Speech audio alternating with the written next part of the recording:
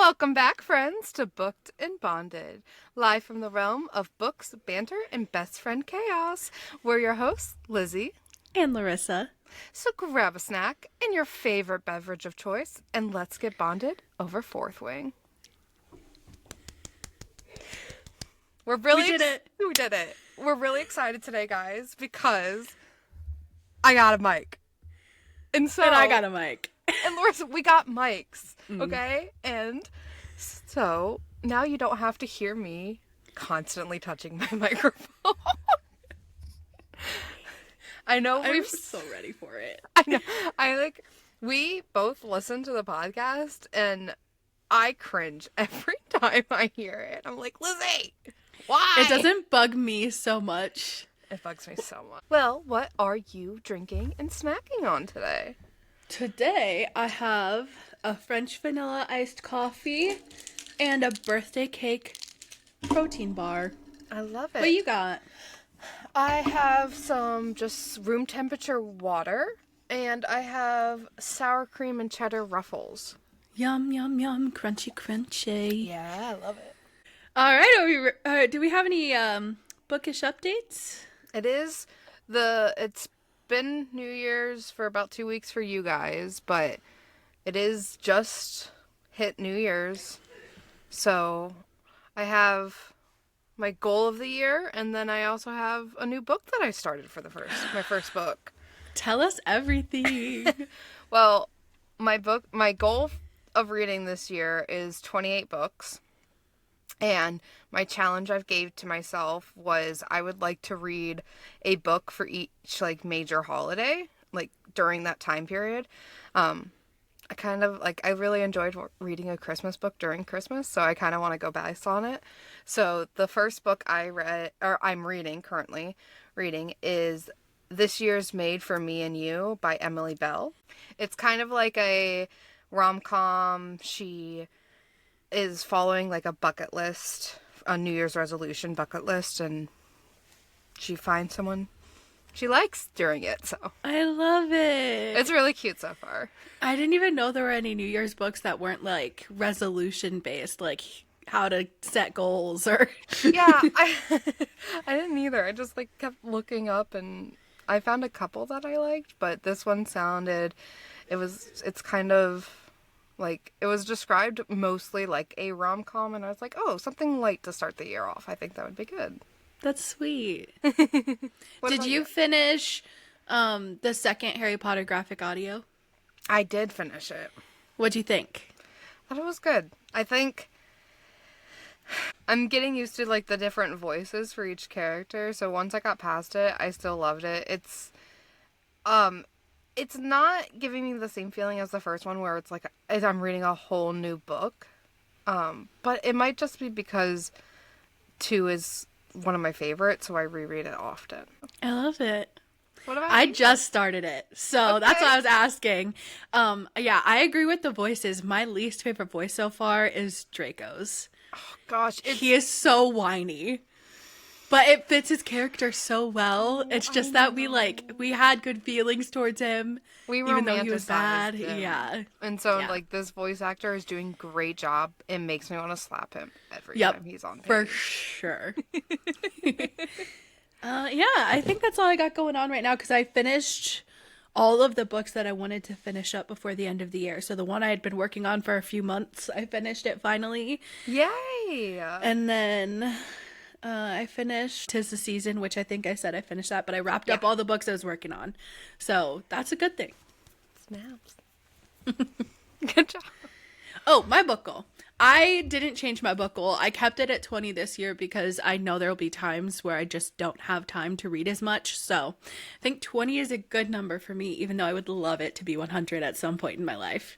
We'll get there. 28 is a steep for me. So my husband picked it. It's my age. So Donald picked it for you. Yeah. And I read 20 last year. And so that's usually probably around 18 to 21 is probably my average.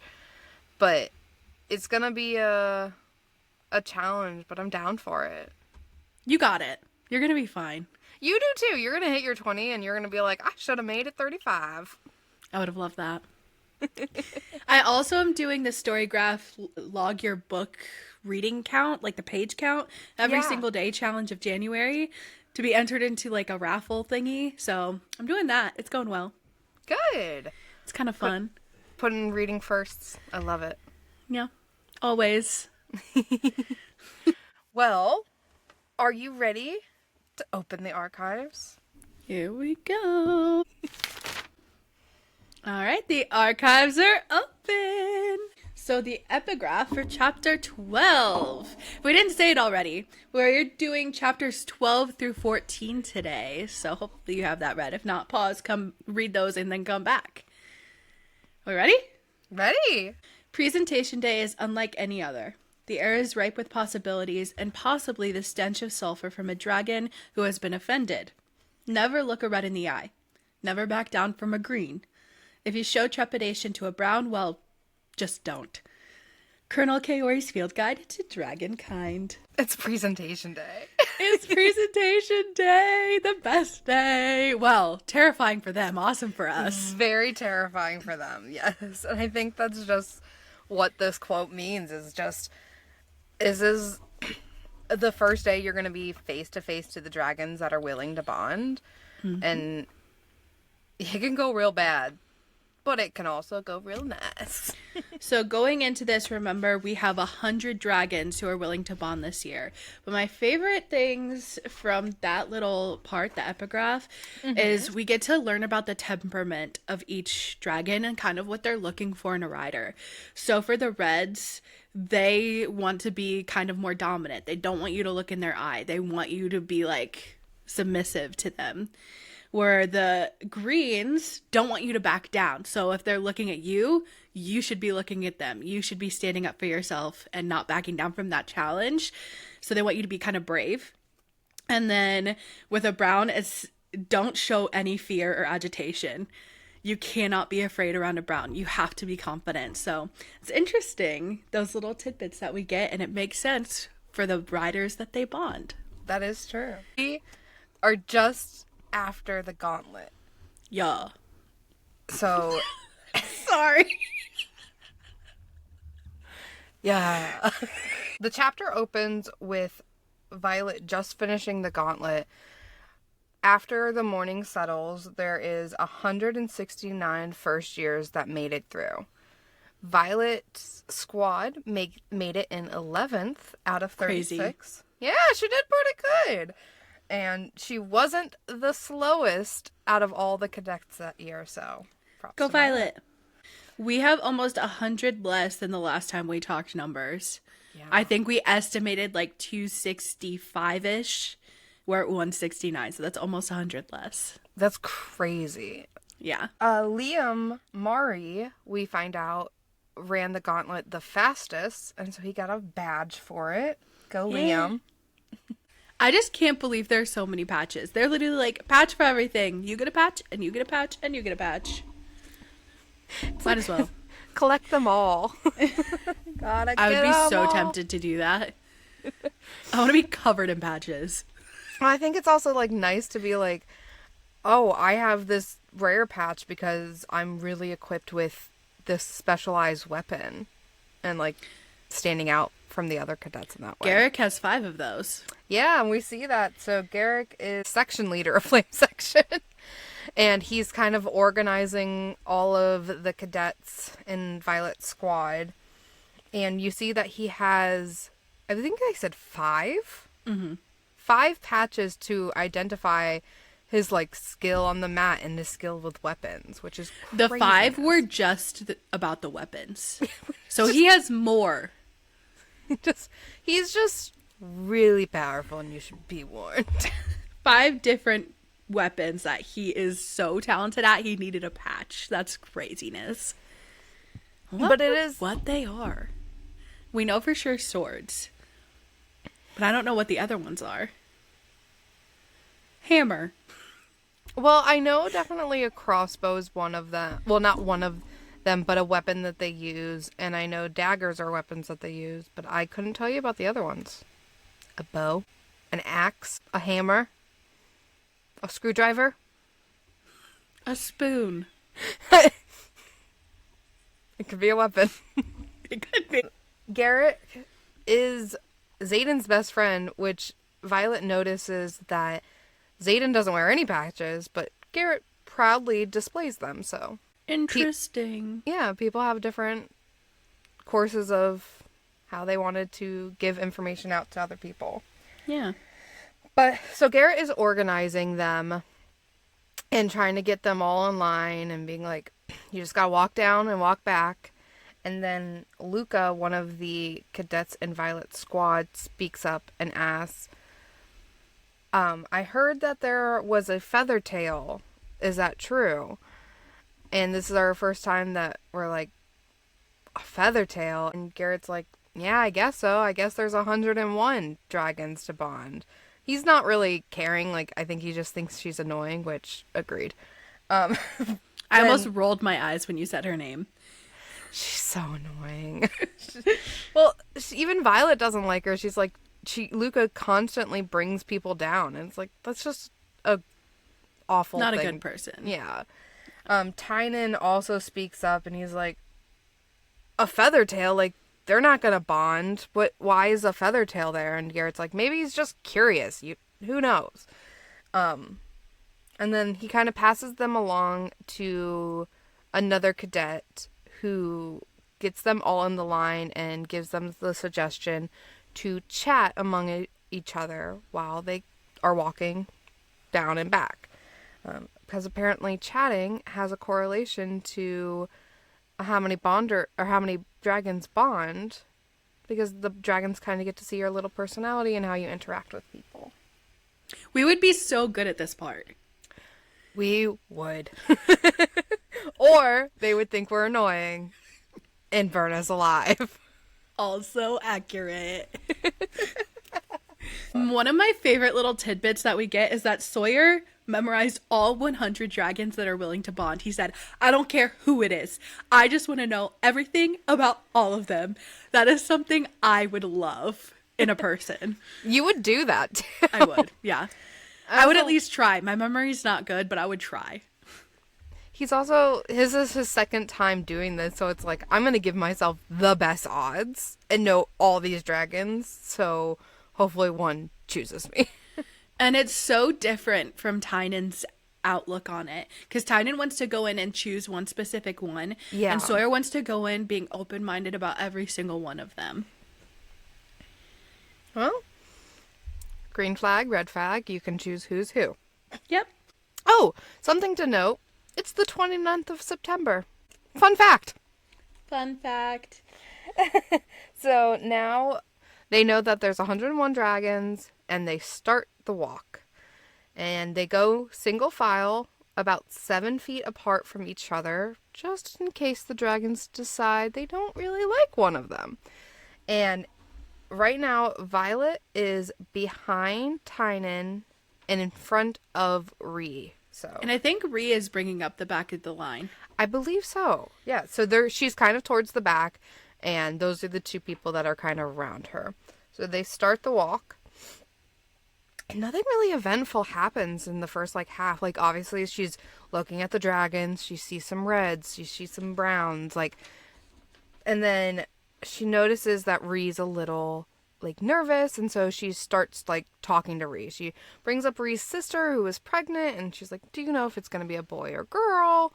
And they kind of jibber-jabber a little bit back and forth. And so the healers can kind of make a guess about the gender, and by the later pregnancy terms, they can make a pretty good and educated guess about which gender the baby is going to be, which is kind of fun. That is kind of fun.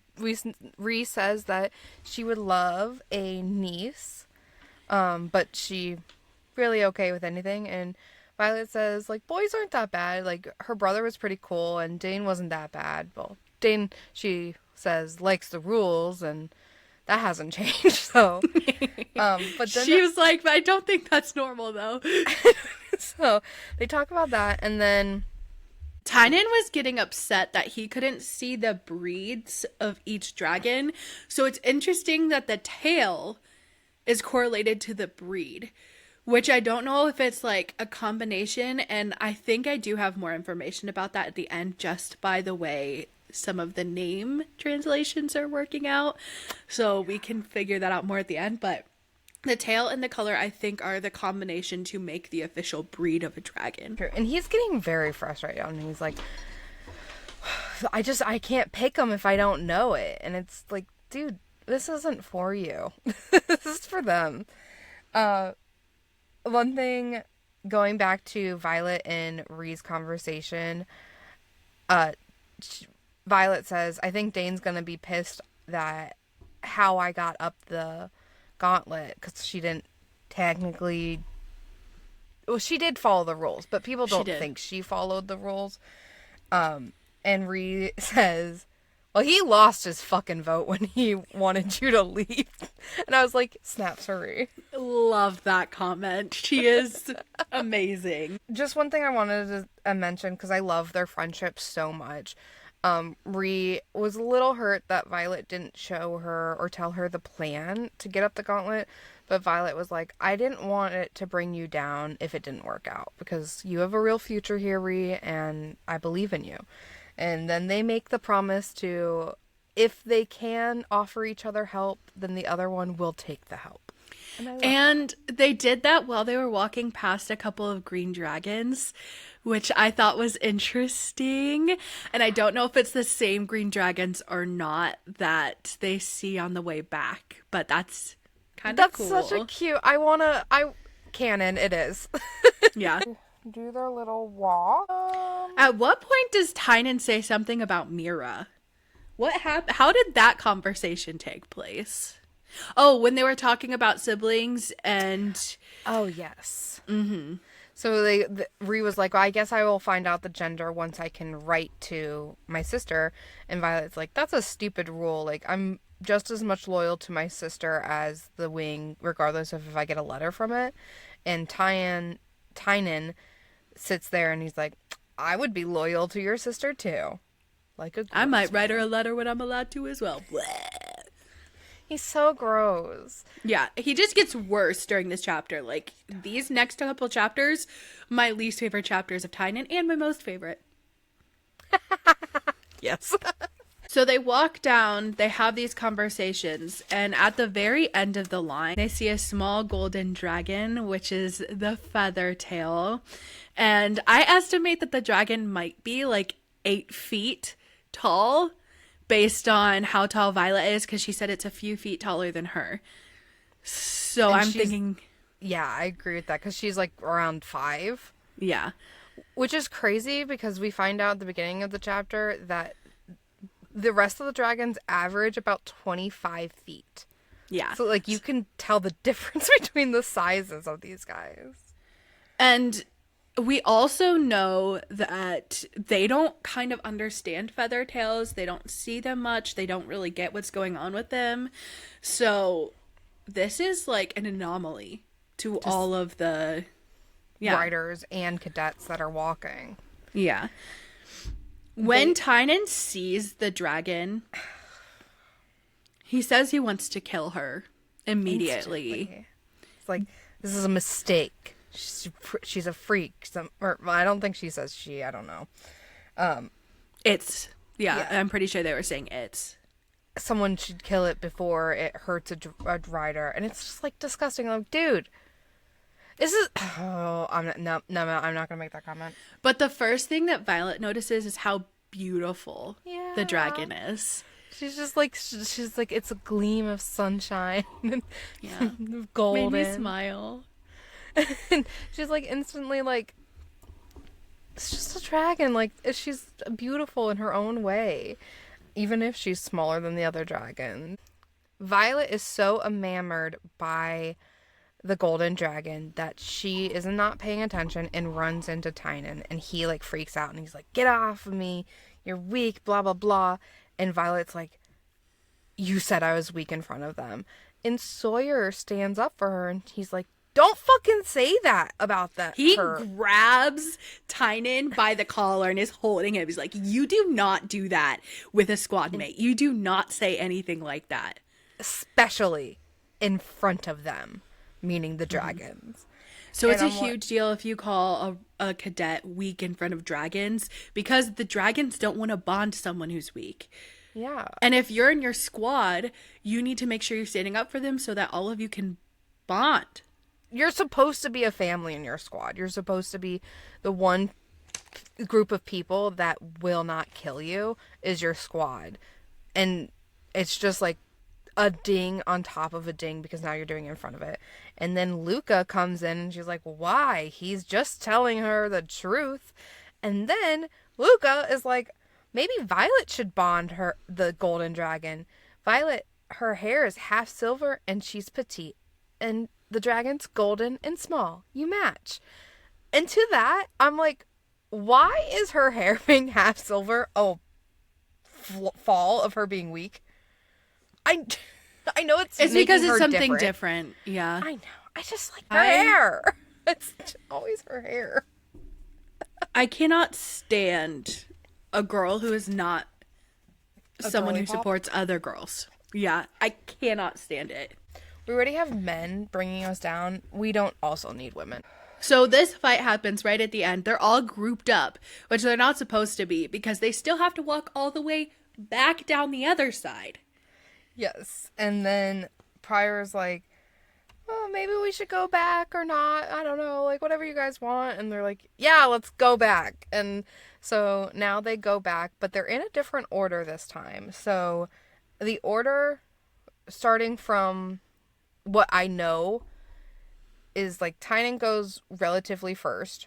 And Because, then, yeah, he pushes Pryor out of the way. and then I'm not sure where Sawyer and other two cadets go, but then it is Pryor, Violet, Riddick, and Luca bringing up the end. And they start the walk back. Okay, so on the way back, I think just to change the conversation, they start talking about, like, old wise tales that they've heard. And Violet talks about the wyvern in front of the dragons, and she and Ree both have heard of them, but Luca had not, which caused another argument. But we do hear that wyverns are bigger than dragons, which I don't remember that being a thing. I always envisioned them being a lot smaller, kind of like the size of thestrals. Tick. I did imagine them smaller as well. More of like in between the golden dragon and a normal dragon. But they're bigger, which shock on me. They have 2 feet instead of 4 feet like dragons have. They have the mane of razor sharp feathers, and they love the way humans taste. But this, in their conversation, is all just like wise tales. They don't believe that it's true. Ree kind of describes the wyvern and the venom as kind of like the boogeyman. Like your parent would be like, if you talk back, the wyvern's gonna pick you up from the porch. Things kind of like in that nature. So it's just like stories that they tell their kids to like make sure they behave. And Violet remembers that her dad read her these stories every single night, which means Violet's family had a physical book of these stories, but Ree's family was more of just like a told by mouth story. I don't think most people would have a physical book. Yeah, that's kind of the impression I got as well. I also think it might be like based on where people grew up, what they know, what stories they hear, what context they have for it. So we learned that people only turn into venom if they channel directly from the source. And we learned this because Violet got terrified one day when her mom came home from the eastern border after a long day of fighting and war and all the things she was doing, and she had bloodshot red eyes. So Violet was terrified that her mom turned into venom, and Brennan was laughing at her. Her dad had to be like, no, they can only become venom and their eyes will change if they channel directly from the source. Just little tidbits that she's throwing in here just to kind of lighten the mood. Just get the little like step going so people are not angry, and we're just kind of chatting throughout the dragon. Luca is like, this is so dumb. Why are we talking about this? This is stupid. She's just being a mean Yeah. person. Rhea is like, Prior, you can like speed up a little bit.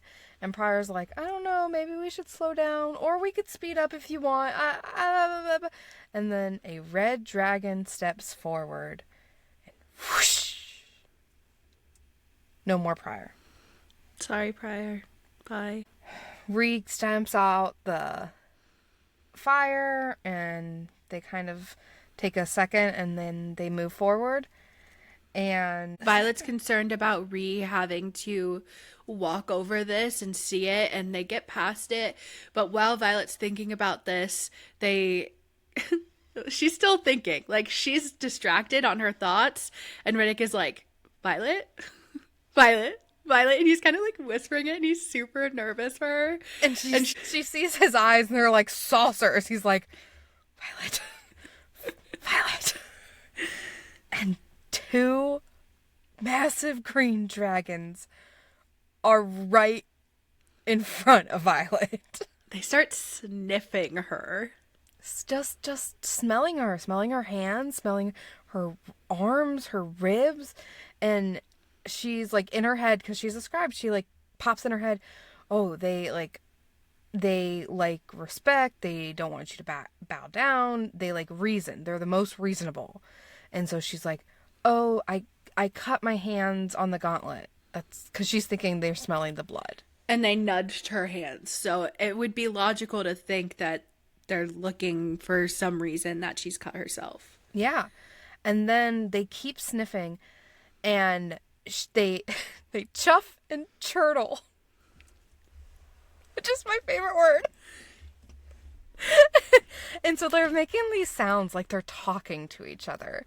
And then Violet's like clicks in her brain that they probably smell Tyne, the Mira's dragon, on, because that's her vest, what her vest is made out of. So she's like, oh, you probably smell Tyne, Mira's dragon. And they step back and look at her and listen. Dragons are so smart. They like are back. They're like, okay, we do, but why? Yeah, why? That's weird. That's an odd one. And so she kind of explains to them, whispering like, Mira made this for me. It's kept me safe like a bunch of times. Only I haven't told anyone. Yeah, I haven't told anyone. Only Mira and Tiny know that it's a thing, and they kind of like accept that. And Violet bows her head because she doesn't know how to like disarm a dragon. They've never been taught that. And they go back into the line. And Rhea's right there. She was also extremely close to them because of how big they are. So the 7 feet with 2 dragons coming up to one of you is gonna be like super close to those people who are right there. She probably could touch them. So right after the greens go back into line, Violet kind of checks on Rhea, and then Rhea checks on Violet, and Violet tells her what the vest is, while those green dragons could still hear them. I'm just building up that they like that Rhea is such a good friend. Yeah, and Rhea is like, Violet's now trusting Rhea with this. Rhea doesn't backstab her, and the dragons can still hear her. And then Luca pops up, and she's like, I really thought that they were gonna eat you. And she's like, I don't blame them for killing Prior. Like, he was annoying and blah, blah, blah. And then, whoosh. I guess the dragons didn't like you either, Luca. No more Luca. I'm sorry, I should not be clapping, but she's fictional. She's fictional. It's fine. So they finish out the walk. They are down to 6 cadets left in their squad. Rip. Yeah. Okay, so presentation day, if you didn't know, is a day where all of the cadets get to walk past the dragons, but it's not for the cadets to choose a dragon. It's for the dragons to see if there's anyone that they think is worthy of bonding, and it's also for the dragons to snuff out anyone who isn't deserving. And that's why it's such a crazy day for cadets, because you can either come out thinking there might be something good that's going to happen, or you can not come out at all from presentation day. So it's a huge, huge deal. And it's crazy they do it right after this ninja warrior, crazy up a cliff climb course thing that they have to do. It's insanity. That also kills cadets. So I'm just like, it's a day of death.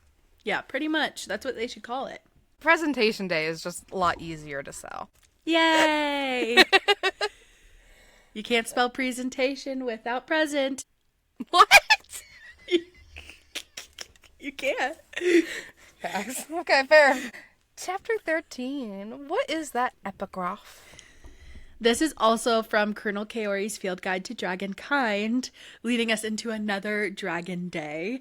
So, there is nothing quite as humbling or as awe-inspiring as witnessing threshing, for those who lived through it anyway. Thrashing! This is my favorite day. It's been a long time coming. It's threshing. It's threshing. So threshing is the day that cadets get to go and walk through or trek through a forest and hopefully stumble upon their dragon that they get to bond. Or die. Trying. Which is always the other option for anything you do at this war college. You either succeed, you get hurt, or you die.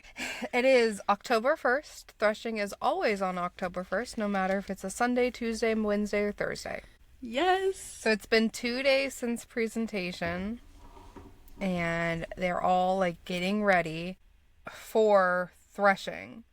We do have the roll call, and we find out that there is 147 cadets left. Which is crazy. 22 cadets died in the last 2 days. Insanity. Mostly probably from dragons. Yeah, probably. So we open up this scene to Riddick throwing up and Violet feeling so bad for him. So for people who haven't been around dragons their whole life, it would be insane to go in like thinking, I have to go through this forest I've never seen. I have to go and try to survive and find a dragon. I have to survive being attacked by other cadets if they feel like it. Like, there is so much pressure that happens during threshing. And Violet, being herself, is like, well, I know these forests. I have been around these dragons my whole life. So she's fairly calm compared to everybody else. She is. And she knew better not to eat because she would be throwing up like Riddick, but she is calm. She is chatting with Ree, and she asks, do you know what dragon you're going to go for? And she's like, I don't know. None of them have a claim, like, feel like they have a bond with me right now.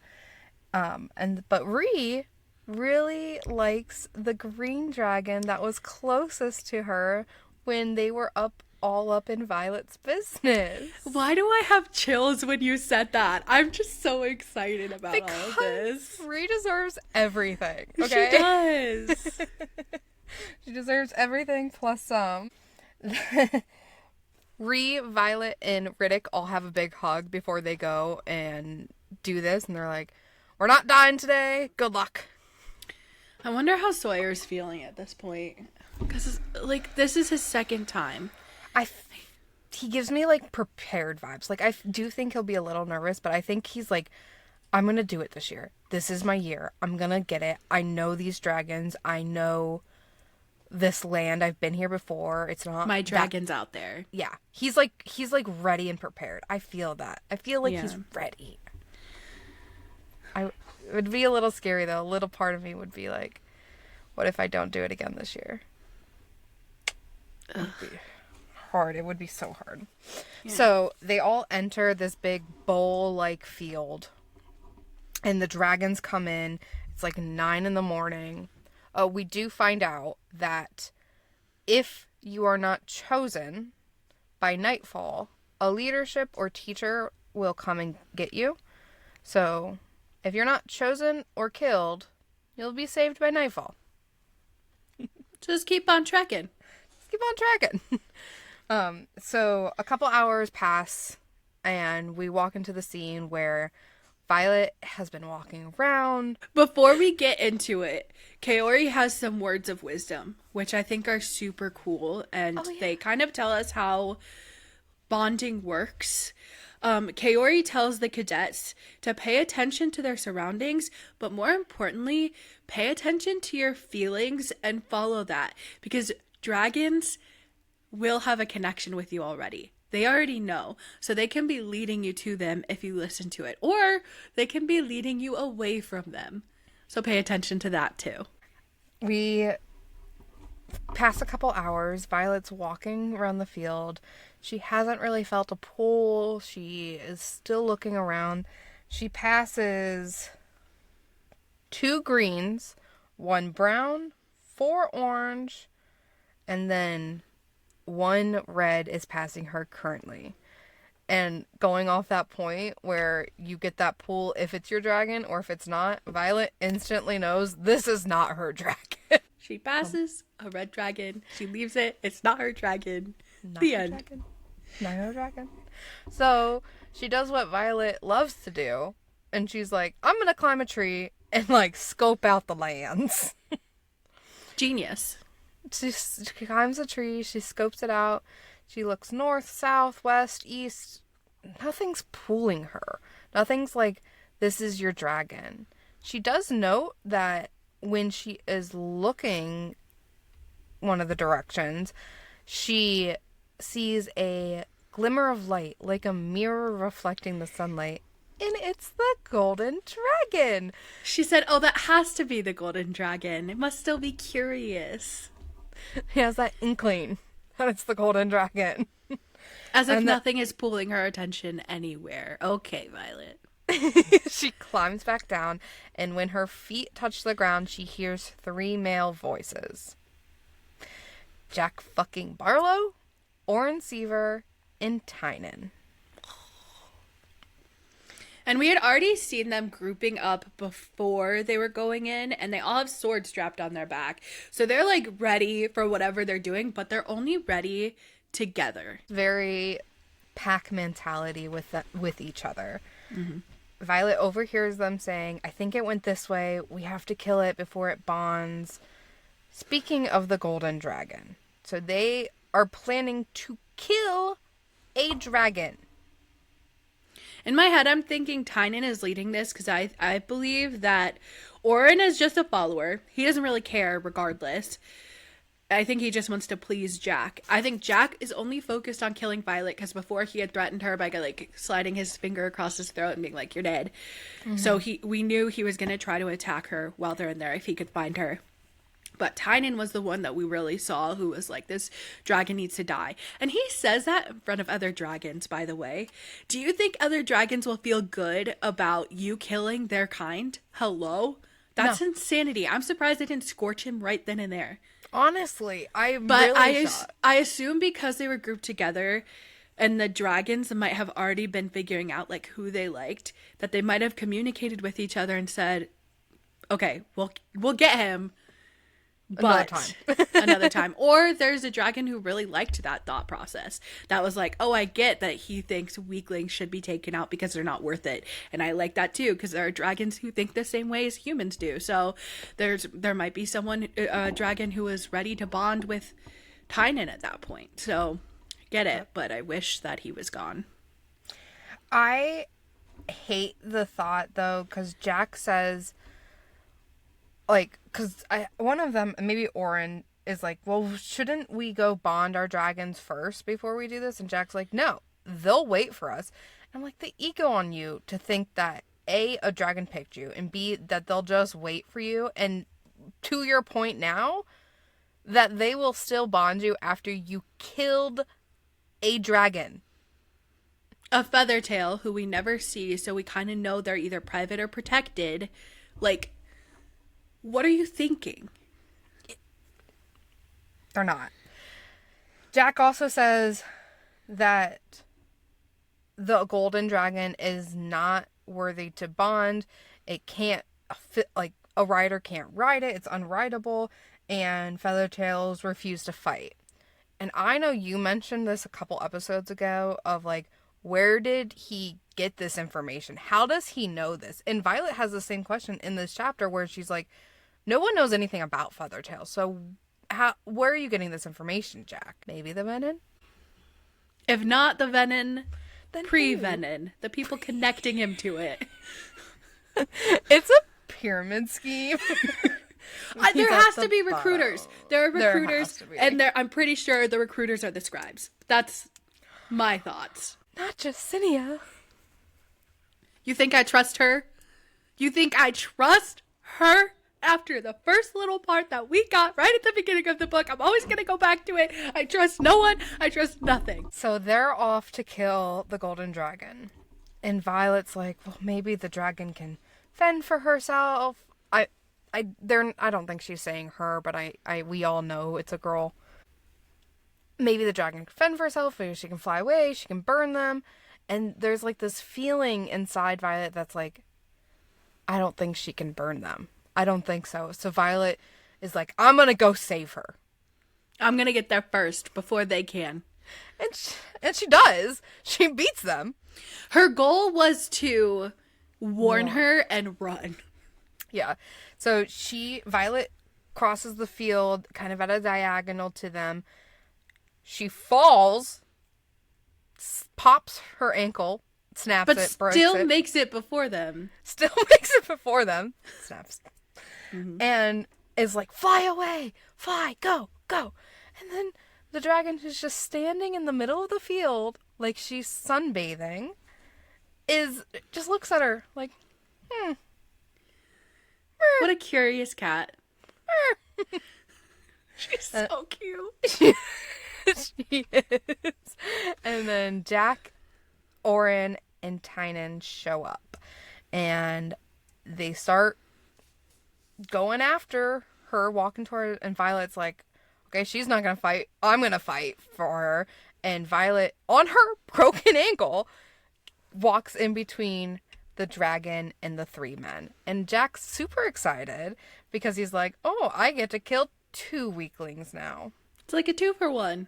She's like warning the golden dragon. She's like, if you could do anything at this point, like, can you like fly away? You should fly away now. And then she's thinking to herself, oh, I don't think she can fly. Yeah, she's like, I don't know if you can fly. She looks down at her. She's like, claw them out. She looks down at her feet and their paws. It's just so cute. And she's like, okay. You're like a puppy. An 8-foot tall puppy. That is my dream. The 3 boys are there. They're going to kill the golden dragon. And Jack is super excited to also be able to kill Violet. And yeah, and Violet's like, you have to come through me if you're gonna get to her. And Jack is like, I don't really consider that a problem. So they spread out, and then Violet hears the one voice that brings chills to her neck. With the scalp prickling. With the scalp prickling, and says, I would strongly recommend you rethink your actions as Xaden Ryerson steps into eyesight. He's leaning against a tree, and behind him you see the golden eyes of a giant blue dragon. A giant, very upset blue dragon.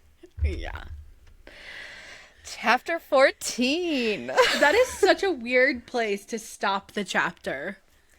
I agree, but I do really love this epigraph. Yeah, I do. So I'm glad that it's in there, but it is like, I just want to keep reading. Like, give me the next. Okay. We ready? I'm ready. Chapter 14 epigraph is from Navarre, an unedited history by Colonel Lewis Markham. So the scribe professor that we've met so far. Yeah.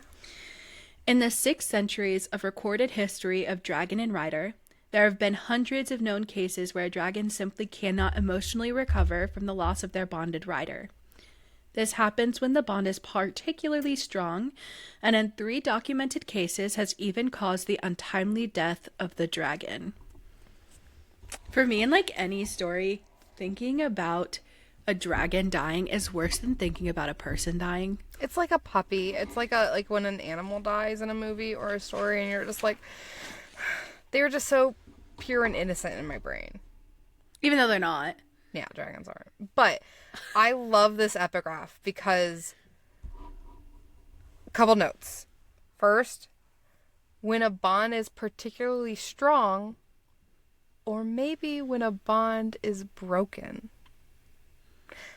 I love throwing it back to your theory when we talked about dragons and their bonding and It's why... really your theory, just a little extension of it. That's true. So why there are less dragons bonding each year. And we brought up the point of, well, what if they can't bond because they're already bonded to Venin? And you made the point with example of Tarn where he would break that bond. And we have seen in further stories where it takes several days, weeks, potentially years to get over a bond breaking. And so I love this little epigraph because it makes you think it's been a significant amount of time of not seeing this unbonded black dragon. 5 years. 5 years. So is it unbonded because he was resting? Because the bond was broken? I love this little epigraph now. It makes so much sense. One of my favorite things is that it mentions there are 6 centuries of recorded dragon rider history. Love that it says recorded because it means there's time before that. But now we have a general timeline for all of dragon rider combination. So 600 years. 600 years, but don't the archives only have 400 years of history recorded? What happened in those 200 years? And why do we say it's recorded and then say that there's only 400 years of recorded history, but you say 600? Interesting. Sounds like someone's trying to baboozle. Well, we knew that. Don't trust the scribes. They filter history. They let you know what they want you to know. Mm-hmm. So, Violet is sticking up for this golden dragon. She is not going to let these boys hurt her. And Xaden's over there with Sigale. Sigale is fucking pissed. She's like, I can't believe that these 3 little bitches are going to hurt a fellow dragon. Is not happy. And Xaden makes this point. Oh, go ahead. This is coming from a dragon who doesn't care about what dragons have to say. But she obviously has some sort of connection to this little dragon. Yes. Which is weird because she's super strong. She doesn't need anyone else. So why does she care so much? What's the connection? Violet's like, oh, thank God Xaden's here. He can save her, save everything. But then remembers Xaden can't step in. He cannot step in during threshing. It's one of the core rules. And Jack Warren and Tynan know this, and they're like, what are you going to do about it? You can't step in. And Xaden's like, it's not me you have to worry about. It's the blue dragon. Fight starts. Violet grabs her daggers, chucks she one has at... 9. Good point. She has 9 daggers. She chucks one at Jack's shoulders. It destroys his arm. It is limp. It is not functioning. His sword is on the ground. He's crying like a little bitch. And because there are 4 of them who are acting like it. Truth. And so he's crying on the floor. Violet throws another one, gets Tynan in the thigh. It doesn't slow him down, but it does cut him pretty well. And then she spins around and stabs Orin in the stomach with another. Action-packed. All going like bam, bam, bam, bam, bam, bam, bam. While Jack is over there whining and his arm is dangling, he's like, it hurts so bad. And Violet's like, yeah, I know where to hit you because I have been dealing with this pain my whole life. I have weak joints. I know where to hurt you.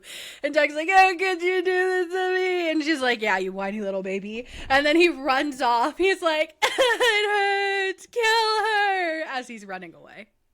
Runs like a little bitch. So it is just Oren, Seaver, and Tynan now against Violet, protecting the golden dragon. She goes back a little bit forth with the two boys. They get a couple good hits. Tynan cuts her arm. It hits her vest, so it doesn't actually do, like, deadly damage, but her arm is pretty... Oh, yeah. And I'm thinking, like, he sliced down her arm, she said. How is that going to go to the ribs? Maybe her arm was, like, in front? Because he said, yeah, maybe. Because he said the book says it slices down her arm the direction of the bone. So I'm trying to picture, I'm trying to picture that and how it would get to the ribs. But it doesn't say you can see the bone. It's just in the direction of the bone. I'm assuming, like, maybe her arms are a little, like, out or something. Like, she was... Because she was... He, like, cut like this. Oh, like, okay. It was I got a diagonal. Because she had elbowed Oren in the face and kind of knocked him out. So her arm was probably still up like this when Tynan cut her arm here. So it was kind of up higher in like this diagonal direction, which could have led down to her ribs. I like that. That makes sense. So Tynan cuts her arm. She's bleeding from the arm now. She, like you said, knocks Oren out, like he's unconscious on the ground. And this is after Andarna kind of nips at him and distracts him. She's like, oh, I got this. She's so cute. As murder is happening. She's like, I can help her. And then Violet pulls another dagger with her arm, and she's like, I can still fight. And Tynan is ready for a strike. She throws the dagger. It falls short into the ground. Because it slips. Because she's bloody. She has blood all over her because of this cut. And Xaden warns her that this huge sword is coming to attack her or decapitate her. And Tynan's like, you can't help. You can't step in. And he's like, yeah, but I can narrate. And Violet drops this dagger. She's like, I'm going to die. This is the last moment I'm going to die. And Tynan has the sword up, his hands up. And then a gust of wind comes. Boom, boom, boom. And then the dragons arrive. And then the dragon arrives. Right before the dragon hits the ground, Xaden had taken one step forward. Like he was going to step in and help, but then... Even though he's not allowed to. Then Savior, rescue comes, and Tynan looks up in fear. And Violet looks around and sees the biggest dragon she has ever seen in her entire life. I love how every time there's a dragon, she has to see someone else's reaction before she decides to look. She's like, oh, is there something over there? But she looks up at the enormous, unbonded black dragon who has his wing over the golden dragon in his protection. His scarred wing. Yes. Kind of runs like a little bitch. And the dragon says, step aside, Silver One. She's like, what? She's like, this dragon is talking right now. But good instincts. She doesn't argue with him, and she steps aside, and the dragon lets out fire and burns Tynan to the ground. Bye. Snaps for the black dragon. Thank you for getting rid of that guy. And as everything settles, Violet sees the blue dragon and Xaden leave, and they fly off, and now it's just the golden dragon, the black dragon, and Violet. The black dragon continues to talk. Violet realizes it's not talking, it's in her head. Like, she's hearing it in her head. Okay, the black dragon has some of my favorite quotes, and I love when he's like, "You're bleeding. Stop it." Or, do you bleed often? I don't try to. After he sees her hands too, he's like, "What is going on with this cadet right now?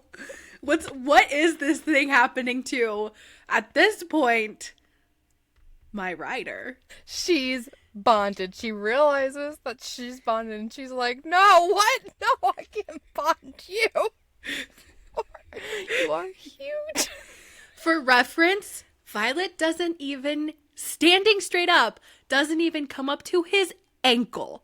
He's huge. So, like, the 25-foot dragons that we saw during presentation, he's, like, the biggest other than Coda. So I'm thinking, like, 36, 40. Minimum. Huge. Craziness. And they talk back and forth, and then he's like, I love that they're already arguing. they are. Violet keeps saying, like, why am I arguing with him? He could kill me. Any other person in their right mind would just shut up. But she's like, wait, that doesn't make sense. And she'll like talk back and she'll stand up for what she's thinking. But she's speaking out loud right She now. is. She's not doing like the head thing. He finally is like, climb up, like, get on. And she's like, I can't leave it, talking about the golden dragon. And which is like so sweet and cute, because she's like, I'm protecting it. I'm not going to leave it out here alone. Yeah. And then the golden dragon comes up, chuffs, and then flies off. She's like, you could have flown away the whole time. Like, we could have avoided this whole situation. And you didn't? Oh. We love the golden. So he's once again like, come on, climb. And Violet's like, I don't know how the crap I'm going to do it. Even on my good day, when my shoulder and arm's not shot, when I don't have a broken ankle, I don't know how to climb this dragon. It's nothing like climbing a tree. And then the most shocking thing happens where Tarn bends down and makes his leg kind of like a ramp so she can climb him. Which is not a thing. They do not bow down to people. So she is No. in extreme shock, but she also doesn't want to get incinerated for not listening, so she goes for She's like, it. I'm not going to hesitate. Let's do it. And she scoots up, Larissa. She's taking one out of our page. She scoots up this black dragon and then finds the seat, which I think is kind of cool that there's like a built-in seat for them, like a smoother part of the scales with pommels for their hands. Just like a cute little tidbit. It's like how dragons were made, which is so interesting. I wonder if like we're considering evolution as a factor, so they evolved into having that little portion in their biology to be able to have a rider. That's kind of what I was thinking. It would make sense. Just like make it more defined.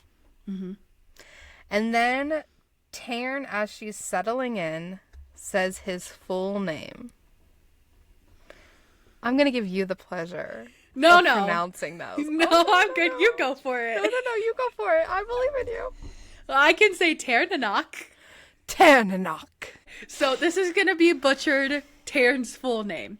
Okay, but he says it's fine to call him Tarn for now.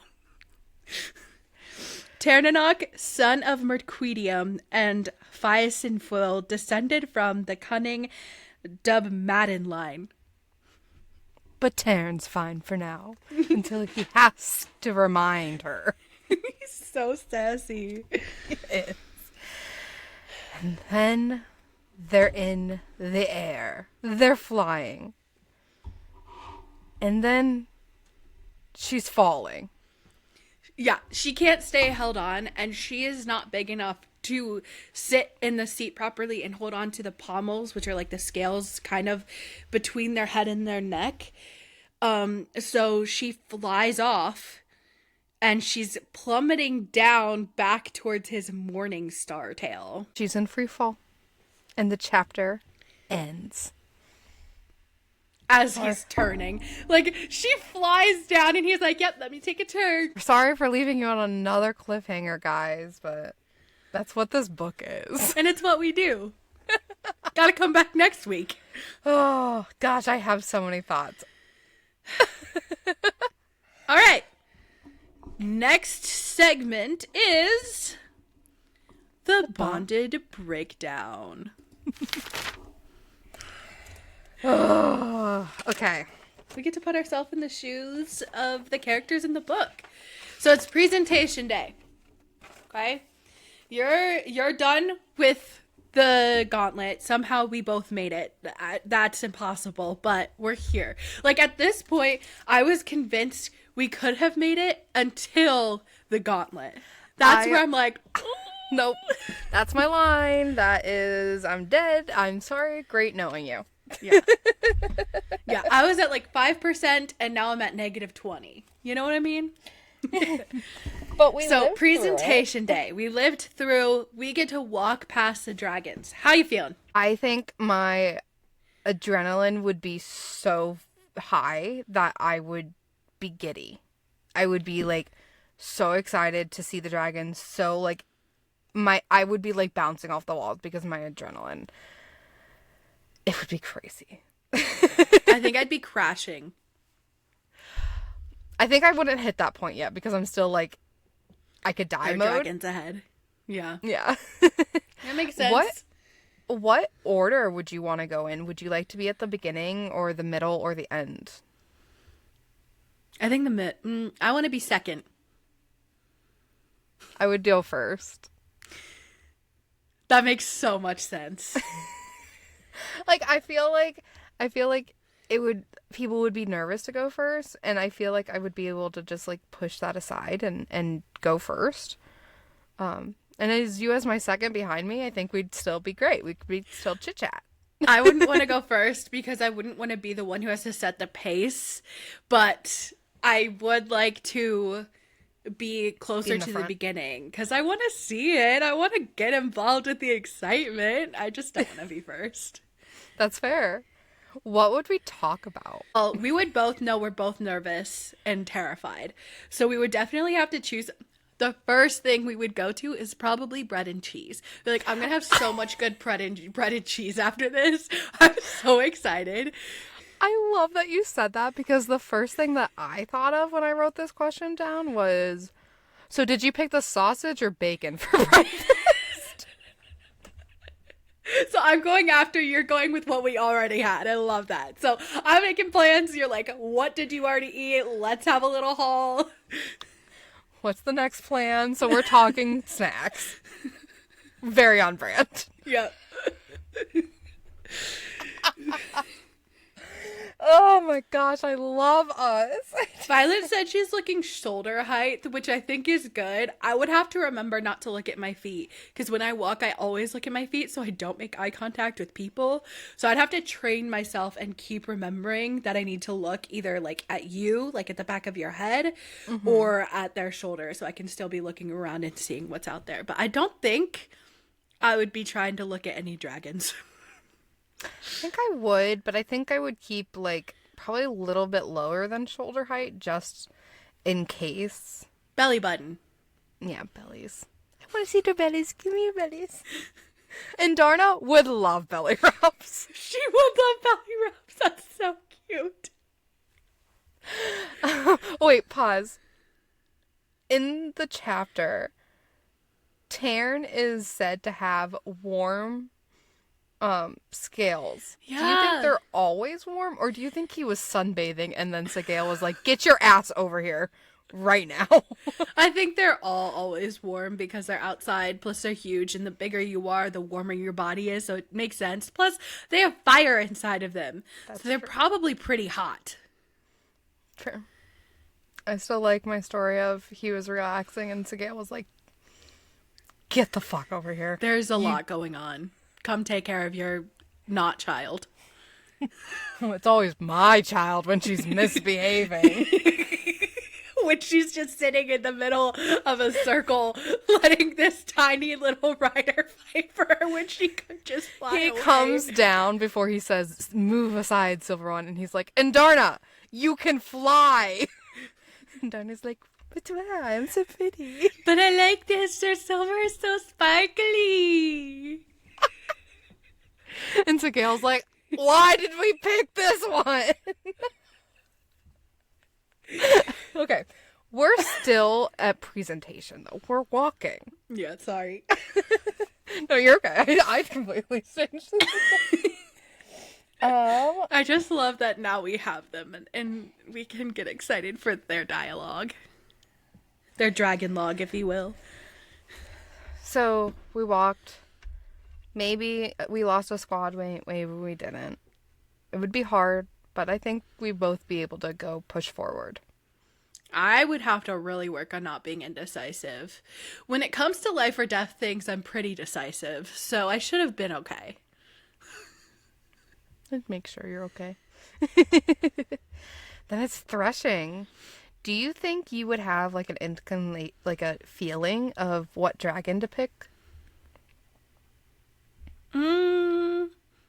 No, usually when I have like big decisions to make, I let other aspects like lead me to it. So I think I'd be just following my feelings for the most part. And just like exploring the wilderness, having a good time outside because it's been so intense. And now I get to look at the trees and touch the grass. Just breathe. Yeah, it's a new day. I didn't die and now I'm ready to look through the forest because even if I don't have a dragon, maybe I'll just try again next year. Fair enough. I feel like I know, like when something feels right, I feel like I know that. And so like I feel like I would have a pool, but I'm not sure like what dragon it would be.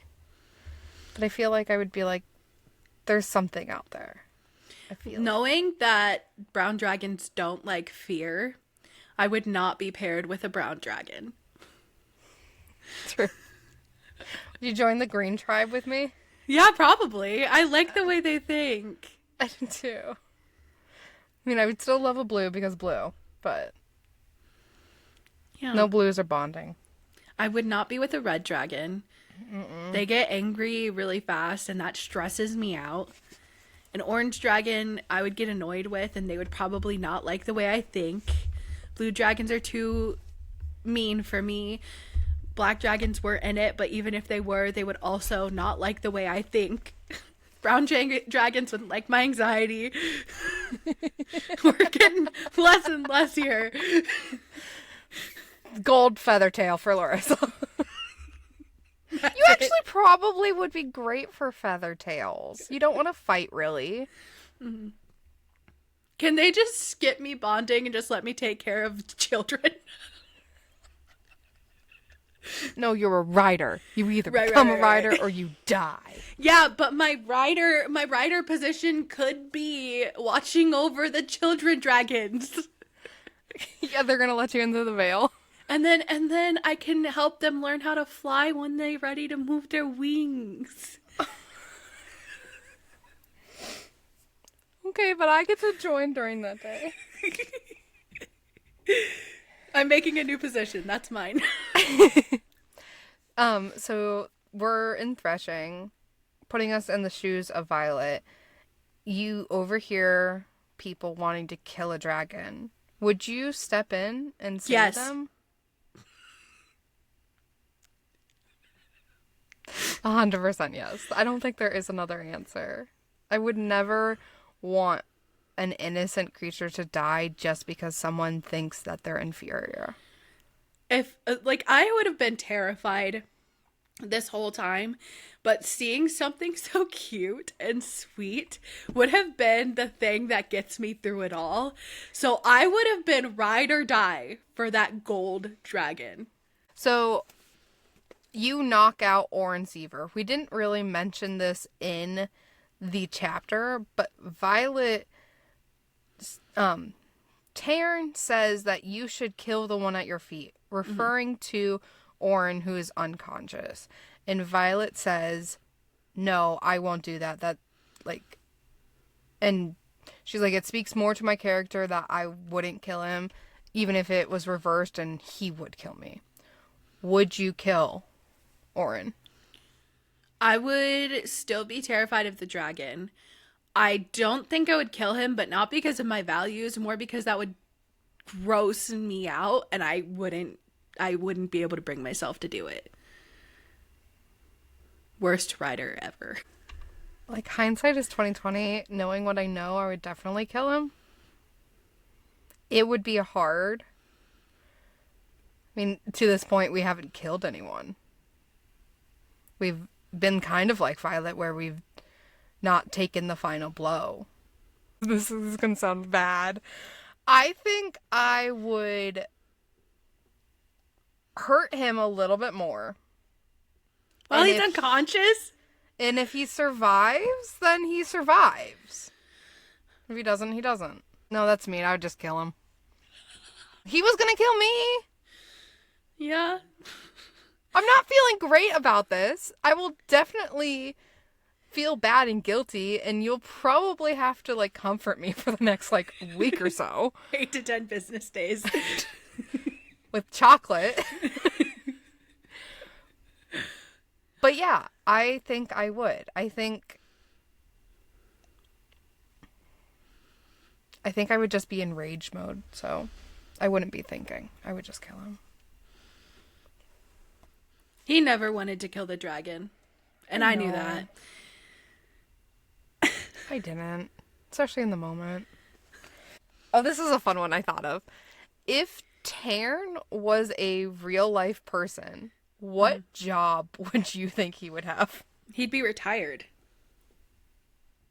Yes, definitely. What job would you think he had? Maybe like a principal? No. I think, like, all dragons and anyone mentioned in this book are for sure military. That's how the way they function, except for Andorna. So he would have like a general? Yeah, something like that. And he would be in control because he always wants to be the one, like, making the decisions and leading. Yeah. He's always on the front. Yes. Captain, general, supreme like leader. Retired general. Yeah. I like that. Yeah. It's just like, oh, I gotta go back. Same. Every time I wake up in the morning and I have to go to work. Yeah. You bonded a dragon. We got one of our great greens. We love them. You fly. What is your first thought? What is your feeling as you go up into the air? I've always wanted to fly, so if I could hold on and I felt pretty confident in it, I would be having the time of my life. I agree. It would be so exciting. I feel like the feeling of, like, when you are on the edge of something that's high up and there's wind and it's just kind of quiet because, like, there's nothing else around you and it's just like that peaceful moment.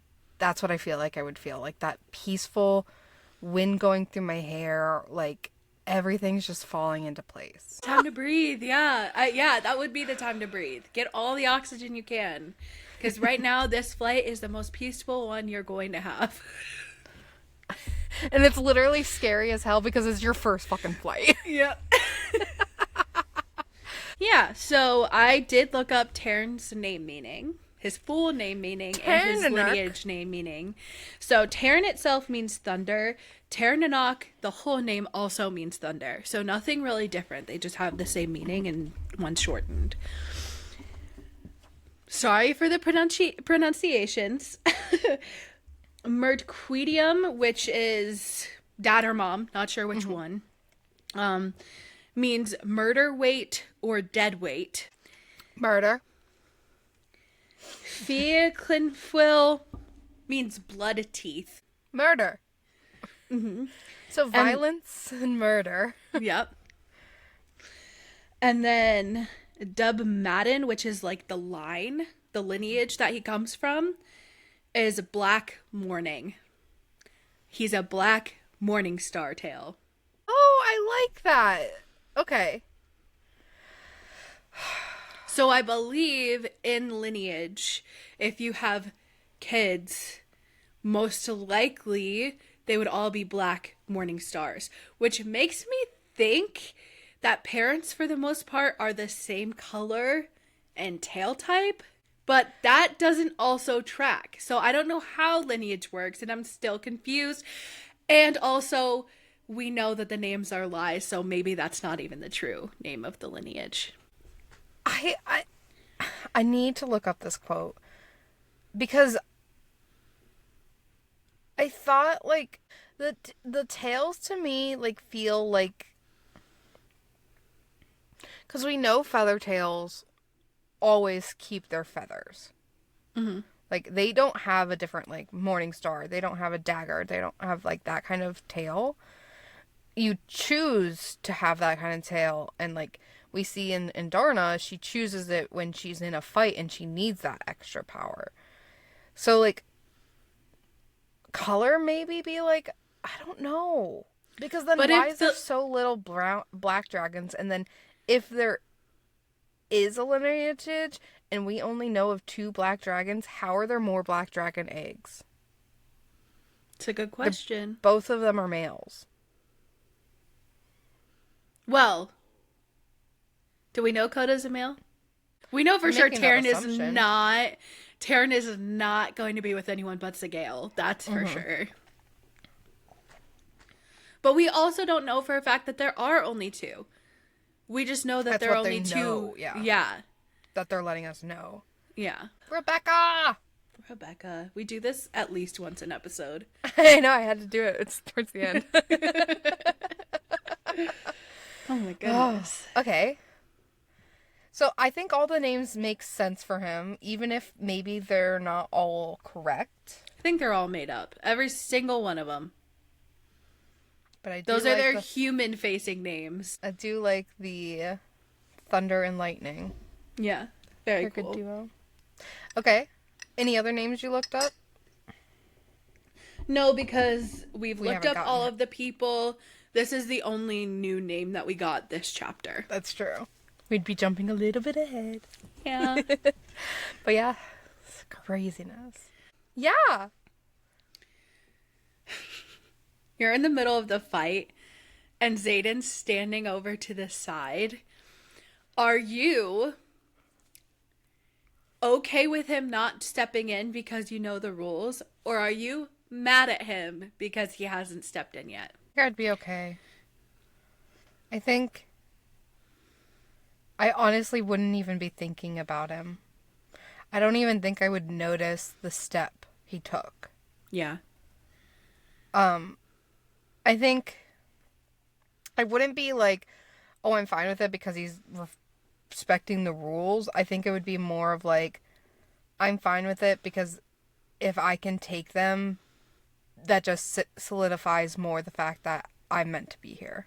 What about you?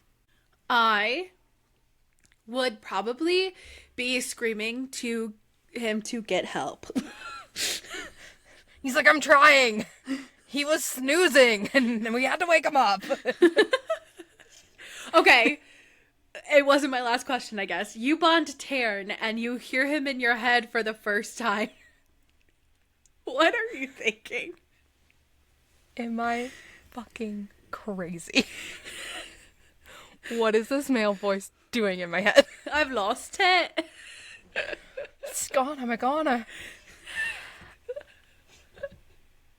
I think I would just be baffled, staring up at him, and I think he would have to like say things multiple times, which would just anger him. Yep. But then I would just be like, "Oh shit! Oh shit! Oh shit! I just bonded a fucking huge ass dragon." And then, okay, I was thinking this while we were kind of summarizing the story.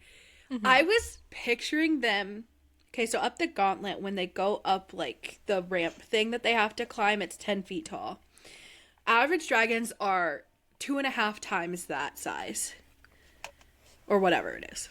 Mm-hmm. Two and a quarter. So,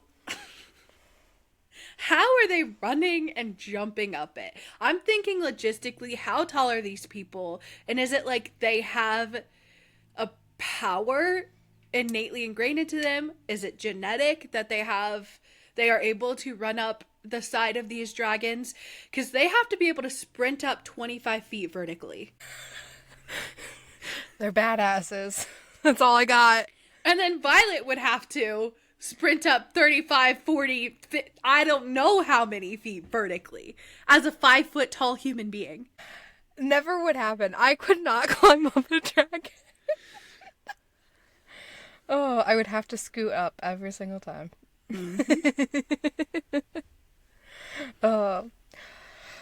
So the answer is probably plot. Yeah. But why do you think Andarna didn't talk to her? Andarna is very smart. And she is old and wise. We know she was waiting, so I don't even know how old she is. We might have that information. I don't know it. But she's been waiting for the right moment. And she is the person who wants to make a good story happen and build tension and have all of that come because she's sassy, she's cute, and she also wanted to see, even though she knew, if this for sure was her right person. So she waits and she lets tensions rise and she watches in her wise patience.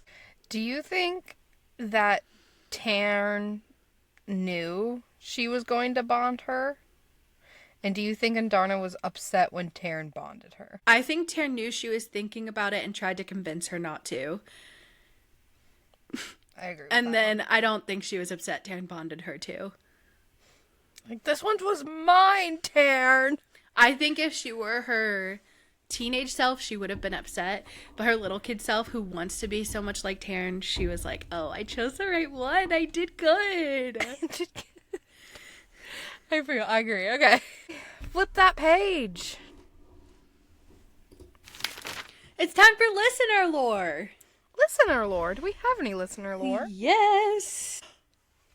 We have 5 followers on Spotify. Thank you so much, everyone. That's so cool. Ah! I didn't know that. That's such a good surprise. Okay. So we have 2 poll results in. Would you win in the sparring pit? The options were yes, I am strong and capable, duh, or no, haha, help. Every answer was no, haha, help. So I'm glad we're all on the same page here. Please help. Please someone help. send help. All right, and then we have, what's Violet's biggest strength right now? Is it her mind, her heart, her determination, or her sheer will to survive? The winner was, with 100% of the votes again, so everyone's on the same page, her determination. Her sheer will to survive. Is that what you would have voted for? That's what I would have voted. Spite, always the answer. Oh, well, thank you guys for answering our poll questions. We love to hear it, and I'm glad that we're all kind of in the same ballpark of everything. I always do like a fun little poll question for every single episode. So if you want to get in on those questions, go ahead and look right below this video or above it, depending on where you have it on your screen. And let us know. If you're not watching a video on Spotify, head over to Spotify, answer the poll, give us 5 stars, and then, let us know what's going on there. We love to see all your interactions over on YouTube, TikTok, Spotify, like Larissa said. We have our Instagram, so if you want any more content from us, please go look us up on those. You can find us everywhere at Booked and Bonded. Our name is all over the place, so just look us up in your favorite place. Follow, like, do all the things. Let us know the answers to the questions that we do during the Bonded Breakdown. What do you think would happen if you were in the shoes of the writers at this point? What dragon would you bond? How are you feeling about Endarna? Who's your bestie? What you're doing? How excited are you for a dragon? Let us know all the things. Give us your hot takes if you have any. Like, you think Taryn is the worst. Maybe I would be so mad at you, but your opinion is your opinion. Um, Leave us reviews. Give us your book opinions. Give us any mini stories that you have that are connected to this. And yeah, we'll love to see you all over the place because we're always doing all the things. We are. Well, until next time, I hope that your snack bowl stays filled and your drink is at the perfect temperature. We'll see you next week on Booked and Bonded.